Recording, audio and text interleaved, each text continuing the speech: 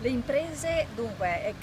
sapete che il titolo della nostra assemblea di domani è cambiare imprese pubbliche e pubblica amministrazione alleati per competere. Le imprese chiedono una pubblica amministrazione più efficiente, chiedono una buona burocrazia, chiedono una pubblica amministrazione che sia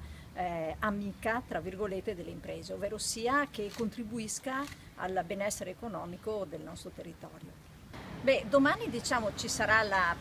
presenza sicuramente del nostro Presidente del Governo, ma in particolare vorrei dirvi che domani ci sarà la presenza di circa 3.000 persone alla nostra assemblea, perciò significa un'assemblea molto partecipata perché il tema effettivamente è un tema che è stato fortemente condiviso. Da parte del nostro Presidente noi ci aspettiamo che ci sia ascolto e che ciò che viene chiesto da Treviso, che vuole essere una sorta di esempio, di buon esempio, di un qualcosa che può funzionare, di un punto dove abbandoniamo completamente quella che è la protesta per arrivare invece a una proposta di dialogo. Ecco, noi ci aspettiamo che il Presidente colga questa grandissima opportunità che parte da Treviso, una nuova sperimentazione, una capacità progettuale che non è così comune, anzi direi che è unica nel panorama nazionale. Appunto, Presidente, dalla marcia degli industriali proprio per segnalare un sistema paese che non funziona a un'alleanza, insomma, è cambiato qualcosa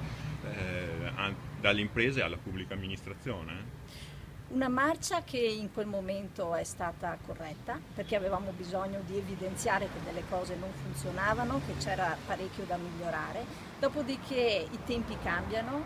da allora è passato. Allora c'è stata una globalizzazione, c'è stata una grande trasformazione e oggi noi siamo coscienti che dobbiamo per forza di cose cambiare. Ma non può cambiare solo l'imprenditoria, ci deve essere un cambiamento generale da parte di tutti coloro che hanno la responsabilità di guidare questa nazione fuori da quelle secche dove di fatto si è incagliata e dove non meritiamo assolutamente di stare.